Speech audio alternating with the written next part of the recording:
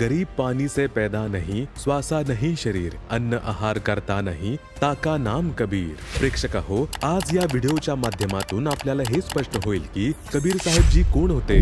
परंतु व्हिडिओ सुरू करण्यापूर्वी आम्ही आपल्याला एक डिस्क्लेमर देऊ इच्छितो. या व्हिडिओमध्ये आपल्याला जे काही कबीरजी यांच्याविषयी सांगितले जाईल ते आपल्या पवित्र धर्मग्रंथांमधून, जसे की पवित्र हिंदू धर्मातील सद्ग्रंथ गीता, वेद, पुराण तसेच मुस्लिम धर्मातील पवित्र ग्रंथ कुराण शरीफ मधून प्रमाणित होईल. चला तर मग जी फाईल अनेक वर्षांपासून बंद होती ती उघडूया आणि कबीर साहेब जी यांचे जीवन आणि त्यांनी केलेल्या लीलांचा अनुभव घेऊया.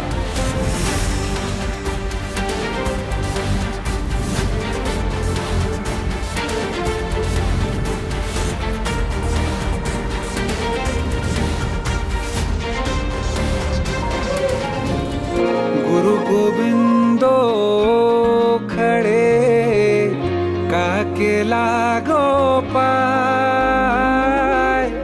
बलिहारी गुरु आपने गोविंद दियो बताए कबीरा. कबीरजी यांच्याविषयी आपण लहानपणापासून ऐकले आहे की ते एक संत होते आणि भक्ती मार्गातील कवी देखील होते. कबीर साहेबजी यांचे नाव ऐकताच लोकांच्या मनात त्यांचे दोहे, साखी आणि भजने घुमत राहतात. कोणी त्यांना संत, कवी, सुफी, फकीर, देवदूत किंवा गरीब निर्धन विणकर म्हणूनच ओळखू शकले.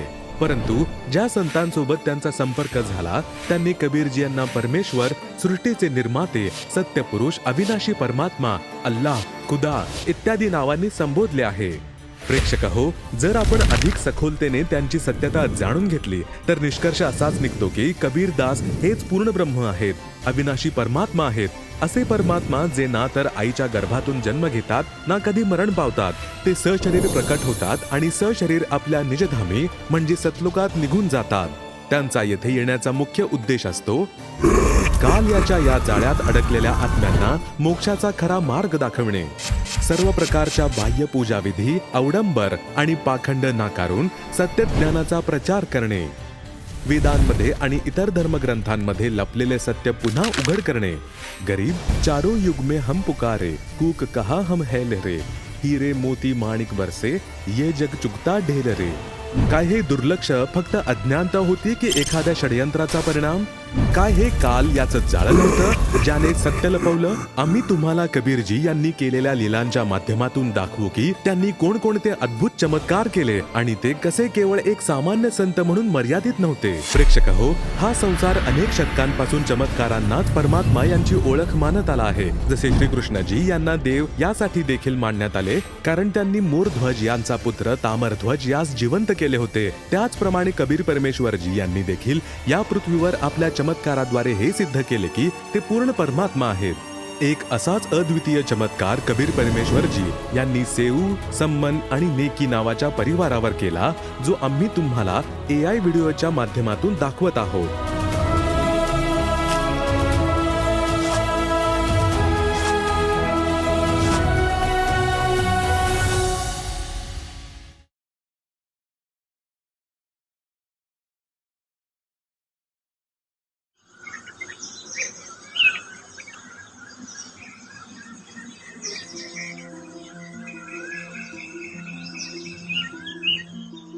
भाऊ, मला तर गडद हिरव्या आणि लाल रंगाच्या बांगड्या हव्यात, अगदी कुंकवासारख्या रंगाच्या. ताई, मला या पिवळ्या रंगाच्या बांगड्या घालून दे. बघ ना, या हिरव्या बांगड्या किती सुंदर आहेत. असं वाटतंय जसं माझं मनगट नवविवाहित सुवासिनीच्या मनगटासारखं भासतंय. उद्या माझ्या घरी सत्यनारायणाची कथा आहे. मी माझ्या नवीन हिरव्या साडी बरोबर ह्याच बांगड्या घालणार आहे. भाऊ, या बांगड्या द्या. हा ताई, हे घ्या. बरं, मला आता निघायला हवं. पूजेकरिता अजून सामान आणायचं आहे. ताई, उद्या माझ्या घरी सत्यनारायणाच्या कथेला नक्की या. तुम्ही दोघंही तुमच्या कुटुंबासह कथेला नक्की या. अगं नाही ताई, आम्हाला तर साक्षात स्वतः सत्यनारायण म्हणजे खरे परमात्मा लाभले आहेत. आता आम्हाला कुठल्याही कथेची गरज नाही. हे तू काय म्हणत आहेस? जे तुम्ही ऐकत आहात तेच मी सांगते आहे. आम्हाला साक्षात स्वतः सत्यनारायण प्राप्त झाले आहेत. ते आत्ता सुद्धा काशीमध्ये उपस्थित आहेत. डोळे उघडा आणि ओळखा त्या परमपित्याला. या कथा सांगण्याचा, ऐकण्याचा काहीच लाभ नाही. हे तू काय म्हणत आहेस? मला काहीच समजत नाही. सत्यनारायण आणि काशीमध्ये? ताई, काशीमध्ये स्वतः सत्यनारायण म्हणजेच पूर्ण ब्रह्म परमात्मा कबीर साहेबजी आलेले आहेत. आम्ही त्यांच्याकडूनच नामदीक्षा घेतलेली आहे. आम्ही त्यांच्याच विषयी बोलत आहोत. ते काशीच्या लहरदारा तलावावर सशरीर प्रकट झालेले खरे सत्यनारायण आहेत. अच्छा, तो काशीचा धानक नीरूचा मुलगा विणकर कबीर. होय, तेच कबीर. ते स्वतः पूर्ण परमात्मा आहेत. त्यांनी स्वतःला लपवलेलं आहे आणि विणकराच्या रूपात तर फक्त लीला करत आहेत. अरे जा जा, दुसऱ्या कोणाला तरी मूर्ख बनवा. तुमचं डोकं खराब झालंय. काय अवास्तव गोष्ट बोलत आहात. एक सामान्य विणकर तुम्हाला भगवंत वाटतोय? अरे काहीतरी विचार करून बोला. तो विणकर कधीपासून भगवान बनला आहे? भगवंत कुणाच्या बनवण्याने नाही बनत. भगवंत तर भगवंतच असतो. आणि ज्याला तुम्ही सामान्य विणकर समजत आहात, तो विणकर असंख्य ब्रह्मांडे विणणारा पूर्ण ब्रह्म कबीर आहे. आपल्या सर्वांना तत्वज्ञान समजावून पूर्ण मोक्ष प्राप्त करवण्यासाठी ते पृथ्वीवर येऊन विणकराच्या रूपात लीला करत आहेत. काहीही म्हणा ताई, कपडा विणल्याने कोणी भगवंत होत नाही. भगवंत तर सर्व शक्तिमान असतो, सर्व काही करू शकतो. तो विणकर काय करू शकतो बरं? ते तर स्वतः भगवान आहेत, सगळं काही करू शकतात. ताई, आमचे गुरुजी भगवान कबीर साहेबजी सर्व शक्तिमान आहेत आणि आपले ज्ञानचक्षु उघडून बघितले तर त्यांच्या समर्थतेची असंख्य उदाहरणं प्रत्यक्षपणे समोर आहेत. ते तर इतके सक्षम आहेत की दिल्लीचा बादशाह, ज्याला शरीर दाह हा आजार होता आणि जो कुठेही कोणाकडूनही बरा होत नव्हता, त्याला गुरुजी यांनी फक्त आशीर्वाद देऊन बरं केलं. आमचे गुरुजी इतके समर्थ आहेत की जेव्हा आमच्या गुरुजी यांची परीक्षा घेण्यासाठी सिकंदर लोधीने गाभण गाय कापली होती, तेव्हा हजारो लोकांसमोर गुरुजी यांनी तिच्या वासरासहित पुन्हा जिवंत केली आणि गायीने दुधाने भरलेली बादली दिली होती. आणि जेव्हा सिकंदर लोधीने स्वामी रामानंदजींचा वध केला होता, तेव्हा त्यांना देखील पुन्हा जिवंत केलं. एका कमाल नावाच्या मृत मुलाला जीवनदान देऊन आपल्या सोबत ठेवलं. आणि मुसलमानांचे धार्मिक पीर शेखतकीची मृत मुलगी कबरीमध्ये दफन केली होती, तिला पण जिवंत केलं. अरे बस बस, तुमच्या स्वतःकडे खाण्यासाठी दाणं नाही. आणि तुम्ही म्हणता की आमचे गुरुजी इतके समर्थ आहेत, हे करतात ते करतात. जर खरंच इतके समर्थ असते तर तुमचं घर का नाही भरून टाकलं त्यांनी? का तुम्ही एक एक दाण्यासाठी त्रासून भटकता? तुमच्या गुरुजींकडून तुम्हाला स्वतःला काय लाभ झाला जो तुम्ही आम्हाला शिकवत आहात? गप्प बसा आणि तुमचं काम करा.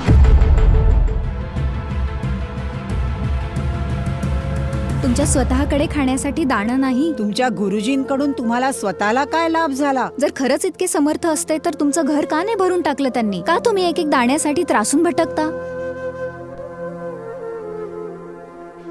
खरंच आपल्याकडे तर खिशात एक आणा सुद्धा नाही. वेळेवर जेवायलाही मिळत नाही. पण आपल्या गुरुजींमध्ये बिलकुलही कमतरता नाही. गुरुजी तर पूर्ण समर्थ आहेत. गुरुजी तर पूर्ण आहेत. कदाचित आपणच त्यांच्या मर्जीसाठी पात्र नाही. आपली पापकर्म इतकी जास्त आहेत, यामुळेच आपण इतके निर्धन आहोत.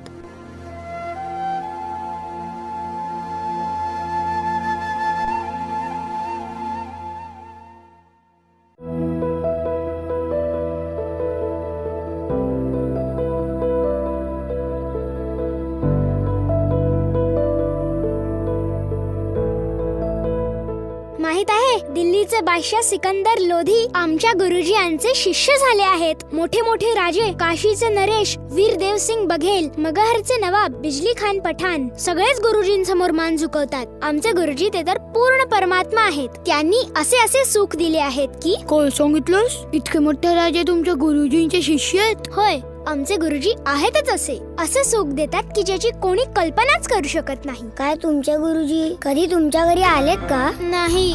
हा, याचा अर्थ तुमचे गुरुजी लालची आहेत. लालची फक्त राजांच्याच घरी जातात, धनाच्या लालसे नाही. हो ना, जेणेकरून त्यांच्याकडून खूप धन मिळू शकेल. नाही, माझे गुरुजी लालची नाहीत. हो का? तर मग तुमच्या घरी कधी का आले नाही? अरे हा तर गरीब आहे, कशाला येतील याच्या घरी याचे लालची गुरुजी?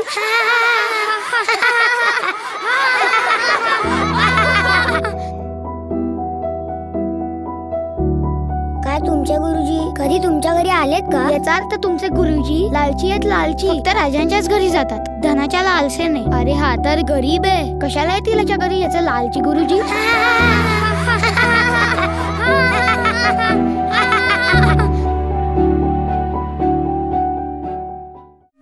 बाबा, काय गुरुजी कधी आपल्याही घरी येतील?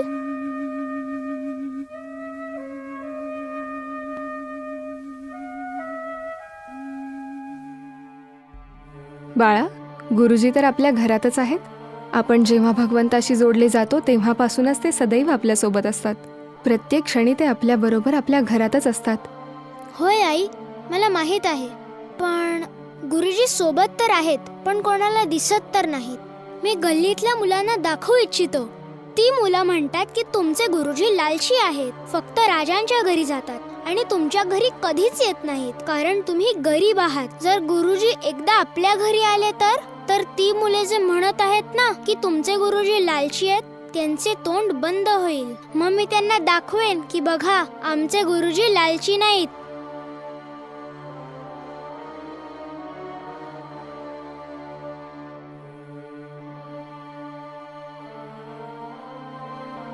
बाळा, भक्तांनी जगाच्या बोलण्याकडे लक्ष नाही दिलं पाहिजे. आपल्याला आपल्या गुरुजी यांच्या ज्ञानाला आधार बनवून चालायला हवं. आणि गल्लीतली मुलं ती तर बालक आहेत, अजाण आहेत. त्यांना गुरुजींबद्दल काहीच माहिती नाही. आपले गुरुजी लालची नाही आहेत. राजा असो किंवा रंक, त्यांच्या दृष्टिकोनात सगळे एक समान आहेत. आई, ते सगळं तर ठीक आहे, पण फक्त एकदाच गुरुजी आले ना बस, मग तारे सम्मन.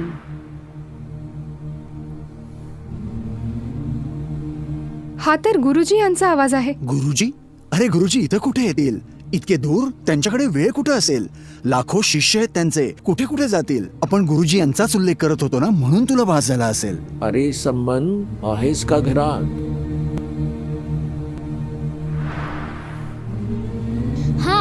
हा खरंच गुरुजी यांचाच आवाज आहे. गुरुजीच आहेत.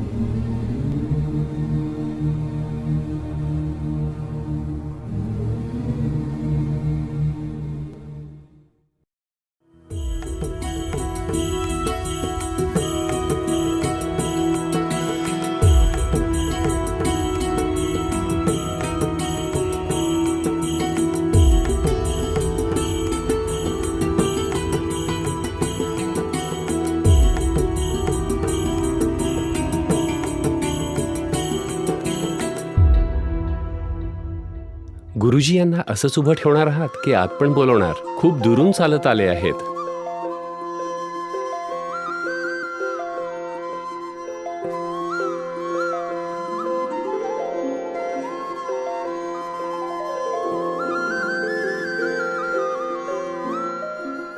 भगवन, भोजनाबद्दल सांगा. आताच घेणार की थोड्या वेळाने? भाऊ, भूक तर लागली आहे. पायी चालत आलो आहोत. व्यवस्था करा, भोजन करूया. जी गुरुजी. लवकर जेवण तयार कर, गुरुजी आणि संतांसाठी. आज घरात 100 ग्रॅम सुद्धा पीठ नाही. दे, तुझी ही ओढणी दे. तीच गहाण ठेवून थोडं पीठ उधार आणतो. मी गेले होते, जिथून पीठ मिळेल अशी आशा होती. तिथे मागितलं. सर्वांना खूप विनवण्या केल्या, गयावया केली, मजबुरीही सांगितली की आमच्या घरी गुरुजी आले आहेत. फक्त इतकं पीठ द्या की त्यांना जेवू घालता येईल.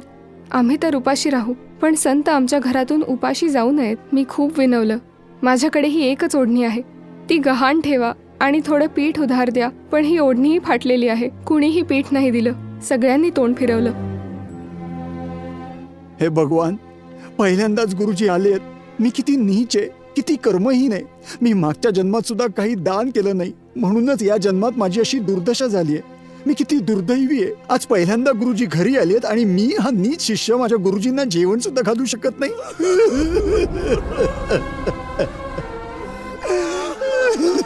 रडू नका. चुकून गुरुजी आणि संतांना ऐकू जाईल. त्यांना काय वाटेल की आपल्या येण्यामुळे त्रासून रडत आहेत. धीर धरा आणि काहीतरी मार्ग शोधा. आजचं हे दुःख सम्मनसाठी सर्वात मोठं दुःख होतं. परिस्थिती आणि असहाय्यतेपुढे आज सम्मन आतून तुटून गेला होता.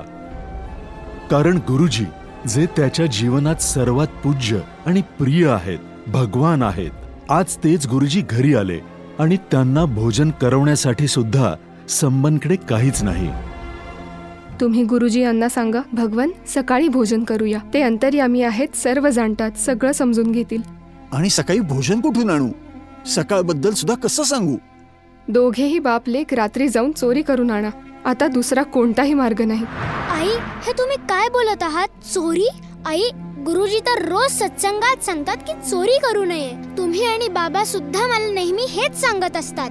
निसंशय भुकेने मरण आलं तरी चोरी करू नये. चोरी करणारा माणूस आयुष्यात कधीच यशस्वी होत नाही, त्याचा विनाशच होत असतो. तो तर महाअपराधी असतो जो चोरी करतो. आणि आज मी हे तुमच्या तोंडून ऐकतोय की चोरी कर. आई, यापेक्षा आपण उपाशी मरू तेच जास्त चांगलं आहे. जर आपण गुरुजी यांना जेव घालण्यामध्ये असमर्थ आहोत तर गुरुजी यांच्या पुढे हात जोडू. बेटा, माझं ऐक. बाळा, तुझं बोलणं अगदी बरोबर आहे. चोरी करणाऱ्याचा नाश होतोच होतो, विनाशही होतो. पण बाळा, आपण या नगरीत काही काळ राहिलो आहोत आणि इथलं अन्न पाणी देखील खाल्लं आहे. म्हणून या नगरीचे उपकार आहेत आपल्यावर. ह्या नगरीतील माणसं आज मुद्दाम मदत नाही करत आहेत. 2 ते 3 किलो पीठ देणं फार काही कठीण नाही. आणि ही सगळी माणसं तर मोठे धनाढ्य शेठ आहेत, खूप श्रीमंत आहेत. पण आज ते समजून उमजून मुद्दाम आपल्यापासून तोंड फिरवत आहेत. आपण त्यांच्यासमोर गुरुजी यांचा खूप महिमा गायला होता, म्हणून आज गुरुजी यांच्यावर चिडून ते असं बोलत आहेत. तुम्ही ते रोज फुशारगी मारायचे, मोठे पण करत असायचे की आमचे गुरुजी हे करतात, आमचे गुरुजी ते करतात. मग आज तुमच्या गुरुजींकडून घर भरून घ्या. मागत काय फिरत आहात? हो हो, तुमचा भगवान भरून देईल तुमचं घर. या कारणाने देखील ते आपल्याला काहीच मदत करायला तयार नाहीत. बाळा, जर परमात्मा इथून भोजन न करता गेले तर या नगरीला आग लागेल. आता तूच ठरव, नगर वाचवायचं आहे की नाही. ठीक आहे आई, तुम्ही जसं सांगाल तसंच करू.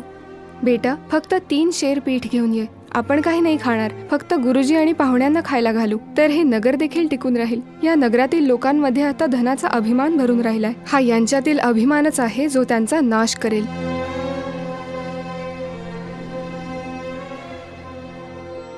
संध्याकाळी सम्मन गुरुजी आणि संतांपुढे अत्यंत नम्रतेने भोजनासाठी क्षमा मागतो आणि म्हणतो, भगवान सकाळी वेळेवर भोजन करवतो. आण बेटा, पाणी पाज, एक ग्लास. जी गुरुजी.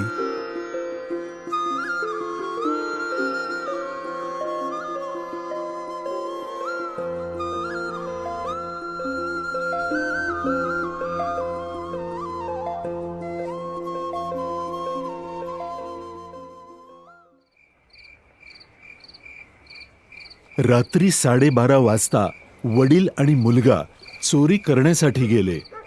जिथे चोरी करायला गेले ते लालाजींचं कच्च्या विटांचं घर होतं. त्यामध्ये आत शिरण्यासाठी दोघांनी एक छिद्र केलं, असं छिद्र की ज्यातून सरपटत आत प्रवेश करता येईल. बाळा, तू बाहेरच राहा. मी आत जातो आणि जर लालाजी जागा झाला तर मी या कपड्यात पीठ बांधून कपडा बाहेर फेकून देईन. तू ते घेऊन पळून जा. नाही बाबा, आत मी जाईन. जर लालाजी जागे झाले आणि मला पकडलं देखील तरी सुद्धा राजासमोर हजर केल्यावर कदाचित राजा मला मुलगा समजून माफ करेल. नाहीतर बाबा, हा राजा चोरांना माफ करत नाही, थेट फाशी देतो. आणि बाबा, आपण मोठे आहात, आपल्याला राजा क्षमा करणार नाही. मी लहान आहे म्हणून कदाचित मला क्षमा करेल. बाळा, जर तुला फाशी दिली गेली तर मी जगून काय करू? माझं कुठं अस्तित्व राहील? नाही बाबा, माझी ही विनंती ऐका. आणि मी तरीही एक बालक आहे म्हणून कदाचित मला माफी मिळेल.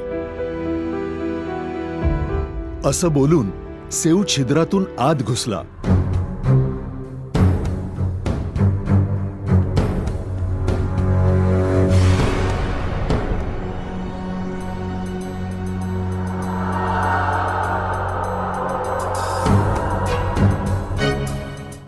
बाळा, फक्त 3 शेरच पीठ आणा.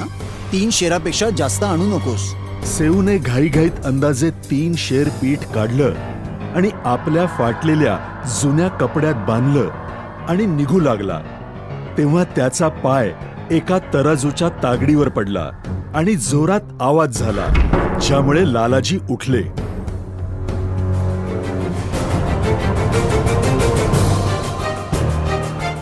चोर चोर चोर.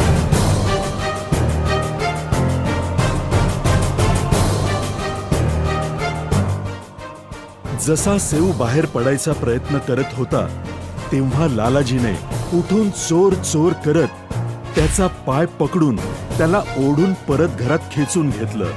तोवर सेवने पीठ बाहेर फेकून दिलं होतं आणि म्हणाला, बाबा, तुम्ही हे पीठ लवकर घेऊन जा, मला वाण्यानं पकडलं आहे. सम्मन पीठ घेऊन घरी पळून आला आणि तिकडे लालाजींनी आपल्या घरातच सेवला दोरीने खांबाला बांधलं.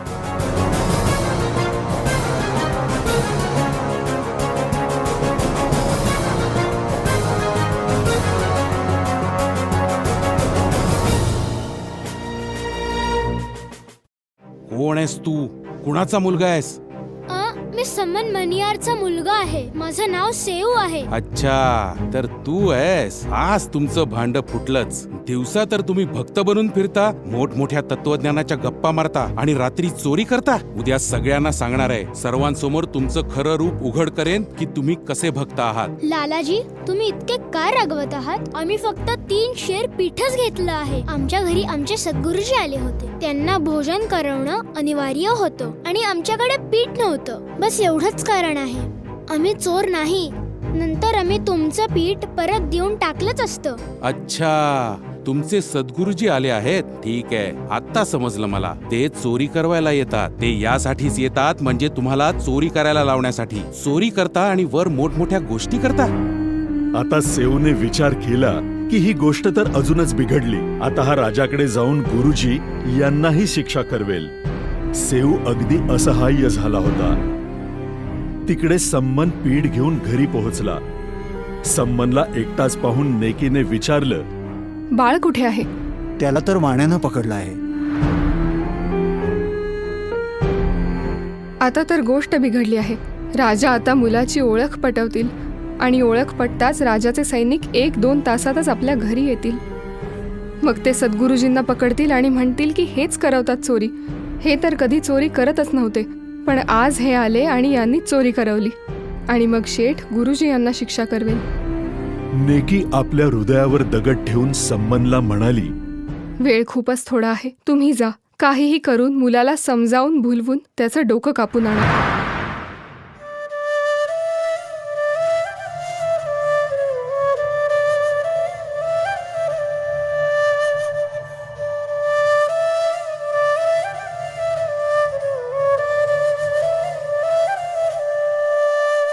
शेठला सांगा, मुलाला सोडू नका, दोरीनेच बांधून ठेवा. फक्त इतकं शिथिल करा की मी माझ्या मुलाच्या कानात 2 शेवटचे शब्द बोलू शकेन. आणि मग जसं तो डोकं छिद्रातून बाहेर काढेल त्याचा शिर धडा वेगळं करा. मग शेठ त्याला आपल्या घरात नाही ठेवणार. स्वतःचा जीव वाचवण्यासाठी, खुनाच्या खटल्यापासून बचावासाठी तो सेऊचं शव कुठेतरी टाकून देईल. आणि तेव्हा तुम्ही मुलाचं शव उचलून आणा. नेकीने सम्मनच्या हातात एक खूप मोठा सुरा दिला आणि सम्मन तो सुरा घेऊन आपल्या मुलाचं डोकं कापण्यासाठी निघाला.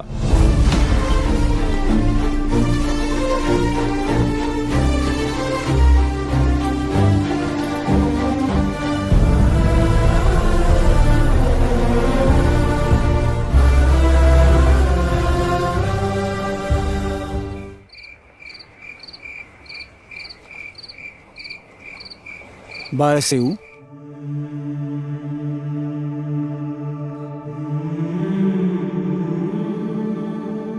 बाळा, फक्त 2 गोष्टी करायच्या तुझ्याशी. उद्या कदाचित तुला मारून टाकलं जाईल बाळा. माहिती नाही मी तुला पुन्हा भेटू शकेन की नाही. आणि मी शेवटचं तुझ्या कानात काही बोलू इच्छितो. निरागस सेऊ डोळ्यात अश्रू भरून लालाजींना म्हणाला, लालाजी, मला फक्त 2 गोष्टी बोलायच्या आहेत. बाहेर माझे वडील उभे आहेत. मला फक्त एकदा त्यांच्याशी बोलू द्या. नाही, तू पळू इच्छित आहेस. नाही लालाजी, मी पळणार नाही. माझ्या पायाची दोरी घट्ट बांधून ठेवा. इतकी सैल करा की मी माझं डोकं छिद्रातून बाहेर काढून अगदी शेवटचं फक्त 2 शब्द माझ्या वडिलांशी बोलू शकेन. आता शेठने विचार केला की खूप मोठी चोरी तर केलेली नाहीये, म्हणून त्याने दोरी थोडी सैल केली. इतकी की छिद्रातून फक्त डोकं बाहेर येऊ शकेल आणि खांबाला बांधूनच ठेवली. सम्मन, जे सेऊचे वडील होते, त्यांच्या हृदयातली माया उफाळून आली आणि मुलाचं डोकं कापण्यासाठी बापाचं धाडस झालं नाही. त्याने हात मागे घेतले आणि स्तब्ध उभा राहिला. ना हात पुढे करू शकत होता, ना डोकं कापण्याचं धैर्य होत होतं. सम्मनच्या डोळ्यातून अश्रू वाहत होते. सम्मन हात मागे घेतलेल्या अवस्थेत एकदम शिळेसारखा उभा राहतो. आपल्या वडिलांनी आपलं डोकं कापून घेऊन जावं हीच सेऊची इच्छा असते. तेव्हा सेऊ वडिलांना चिथवण्यासाठी म्हणतो, बाबा, मी काय सांगतोय ऐका. जर खरंच तुम्ही माझे वडील असाल, जर मी तुमचाच अंश असेन, तर आज माझं म्हणणं तुम्हाला मानावंच लागेल. नाहीतर मी समजेन की मी तुमचा मुलगा नाही, कोणा परक्याचा मूल आहे. आज माझं डोकं कापा बाबा, नाहीतर आज गुरुजींचं नाव बदनाम होईल.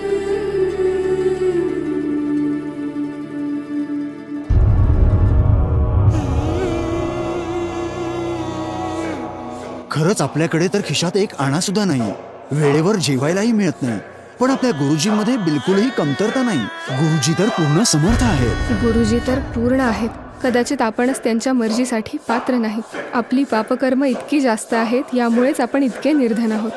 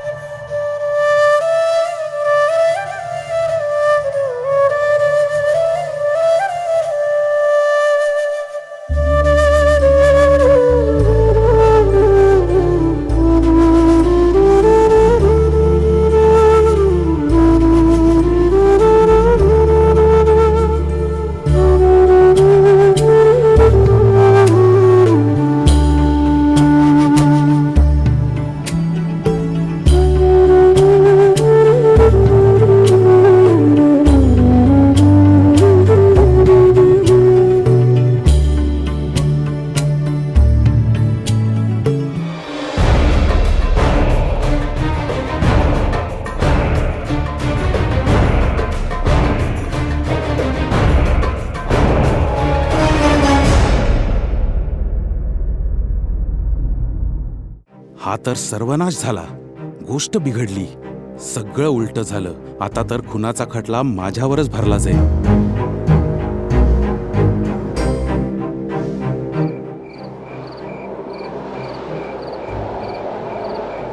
पुरावा नष्ट करण्यासाठी शेठने घाईघाईने त्या मुलाचं शव ओढत नेलं. रात्रीच्या अंधारात एका निर्जन जंगलाच्या दिशेने गेला आणि ते एका विटांच्या भट्टीजवळ खड्ड्यामध्ये फेकून दिलं. मग घाईघाईत परत येऊन ते छिद्र वाळू माती लावून दुरुस्त करू लागला आणि असं काही केलं की जणू तिथे कधी काही घडलंच नव्हतं.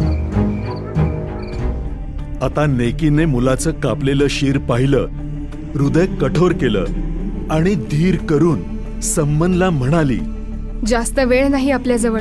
फार मोठ्या हिमतीनं काम करावं लागेल. प्रत्येक पाऊल जपून टाकणं गरजेचं आहे. आता तुम्ही असं करा, हे शीर इथे कपाटात लपवून ठेवा आणि लगेच परत जा. तिथे मुलाला ओढत नेल्याच्या काही खुणा सापडतील, कारण शेठ त्याचं शव तिथे नाही ठेवणार. त्याने ते शव कुठेतरी दूर ओढत नेऊन फेकलं असेल. त्या शव ओढल्याच्या खुणांच्या मागे मागे जा आणि जिथे त्यांनी शव टाकलं असेल तिथून आपल्या मुलाचं शव उचलून घेऊन या. कारण जर कुणाला कळालं की खून झाला आहे तर प्रकरण फार दूर जाईल. मग चौकशी होईल आणि मग सगळं बर्बाद होईल.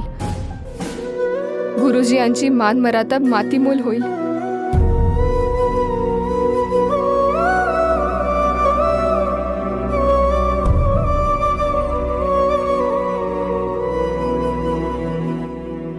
आता सम्मन जेव्हा परत गेला तेव्हा जमिनीवर रक्ताच्या ओढल्या गेलेल्या रेघा होत्या. त्या ओढलेल्या खुणांच्या मागे मागे जाऊन त्यांनी खड्ड्यातून मुलाचं प्रेत उचललं.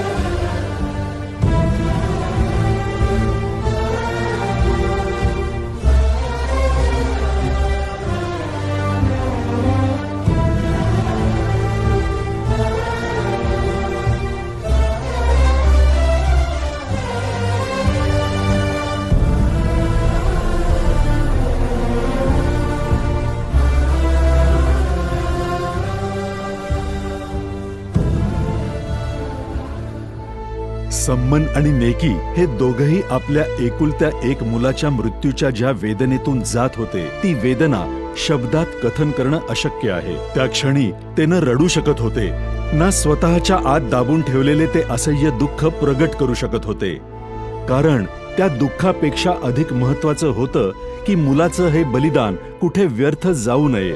जर त्यांच्या रडण्याची चाहूल सुद्धा सद्गुरूंना लागली तर मुलाच्या मृत्यूची बातमी कळल्यावर सद्गुरू खूप दुःखी होतील आणि अन्न ग्रहण करणार नाहीत. जर आपल्या दारी आलेले भगवान उपाशी परत गेले तर मुलाचं बलिदान वाया जाईल. भगवंतांना भोजन करवण्यासाठीच तर त्याने आपल्या जीवाचंही बलिदान दिलं होतं. म्हणून हे अत्यंत आवश्यक होतं की आपल्या कुठल्याही कृतीतून सद्गुरूंना या घटनेचा गंध सुद्धा लागू नये. त्यांनी अंतर्मनात आपल्या काळजाचा तुकडा हरवल्याची असह्य वेदना सहन करत आपल्यात उसळणाऱ्या डोंगरा एवढ्या दुःखाच्या वादळाला दाबून ठेवलं होतं. दोघेही नीरव शांततेत स्तब्ध आणि पूर्णतः गप्प होते. दोघांनीही आपल्या वेदनेच्या आर्त किंकाळ्या चुपचाप आतमध्येच दाबून ठेवल्या आणि दोघांनी एकमेकांशी फक्त एकाच गोष्टीची चर्चा केली. सम्मन खोल, दुःखी आणि ठाम आवाजात हिम्मत करत नेकीला म्हणाला, उद्या जेव्हा गुरुजी निघून जातील त्यानंतर आपण मुलाचा अंतिम संस्कार करू.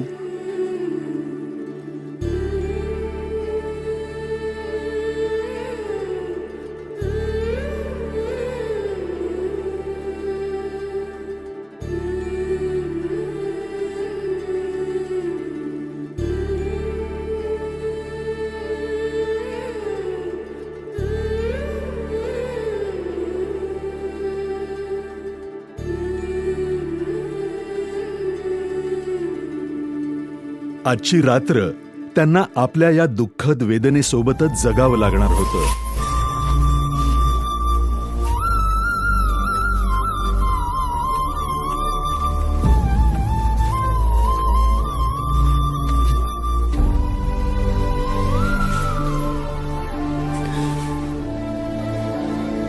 शांत दगडासारखे झालेले या असह्य वेदनेचे घोट निमूटपणे पीत आपल्या यातनांना मनातच दफन करून आपलं हृदय कठोर करत त्यांनी स्वतःला समजावलं होतं की या क्षणी त्यांना खूप सहनशीलतेने वागावं लागेल. ते तुटू शकत नाहीत, आता कोसळू शकत नाहीत. त्यांना कोणत्याही परिस्थितीत कमकुवत पडायचं नाही. आपले अश्रू आवरून आपली वेदना चुपचाप आतच गिळावी लागेल, जेणेकरून कोणालाही कळू नये. आपली वेदना अंतर्मनात दाबून दोघंही स्वतःला सावरण्याचा प्रयत्न करत होते.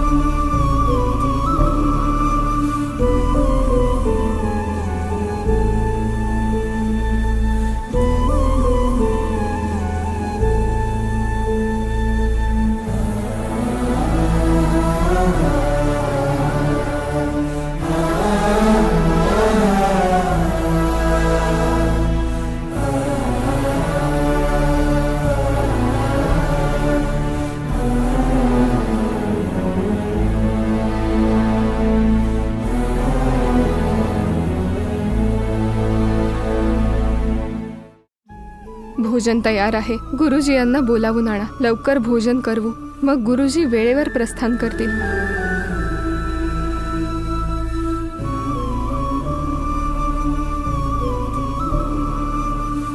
दोघांनी मनाशी ठरवलं होतं की जोपर्यंत सद्गुरू आहेत तोपर्यंत आपल्या डोळ्यात अश्रू येऊ द्यायचे नाहीत, जेणेकरून सद्गुरूंना काही जाणवू नये. मग गुरुजी गेल्यावर बसून मनसोक्त रडू.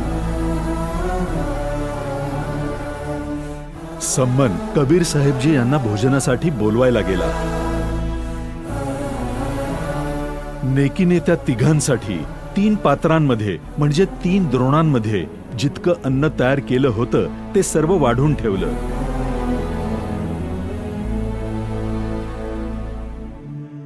परमात्मा गुरुजी म्हणाले, भाऊ असं करा, हे अन्न 6 द्रोणांमध्ये वाढा. 3 तुम्ही आहात आणि 3 आम्ही आहोत. महाराजजी, आम्ही तर नंतर खाऊ, आपण घ्यावे. नाही भाऊ, प्रसाद बनवूया आणि सगळे खाऊया. खाली बसा.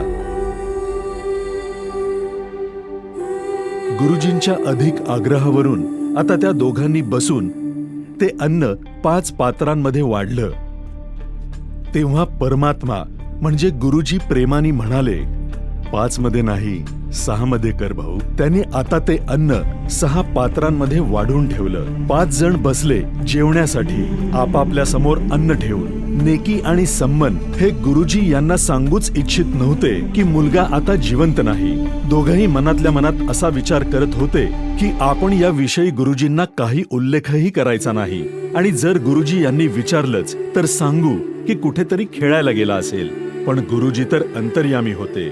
त्यांनी काहीही विचारलं नाही आणि म्हणाले, आओ सेव चीम लो, यह प्रसाद प्रेम, शीश कटत है चोरों के और साधो को नित अक्षेम.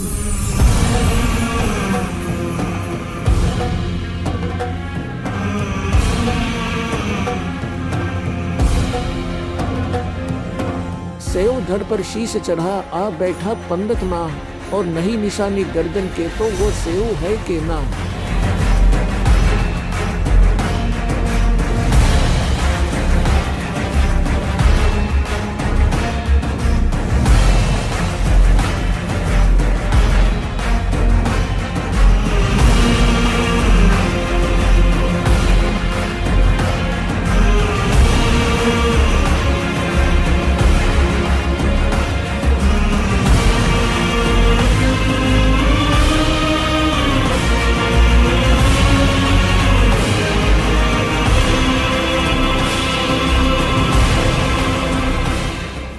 सत्साहिब बच्चों, ये सत्कर्म मान लेना, इस समर्थ की शरण ग्रहण करना कोई बड़का खेल नहीं है. लखबर सूरा जूझ ही लखबर सावत दे, लखबर यदि जहान हो तो सतुर. आपने सेव सम्मन जैसी कुर्बानियां कर रखी है. आपने बहुत जबरदस्त एक युग में नहीं कर, कितने युगों लगे तुमने ऐसे. किसी जन्म में कुछ किया, किसी में कुछ किया, किसी में ना किया, किसी में किया. लेकिन जब यहाँ ले आए परमात्मा आपको इस मनुष्य जन्म देते देते और कलियुग के इस प्राइम टाइम में लाकर छोड़ दिया, इससे दास को पता है आप कितने लकी हो, कितने हीरे हो स्वर्ण पिता के. ईश्वर को बना कर रखियो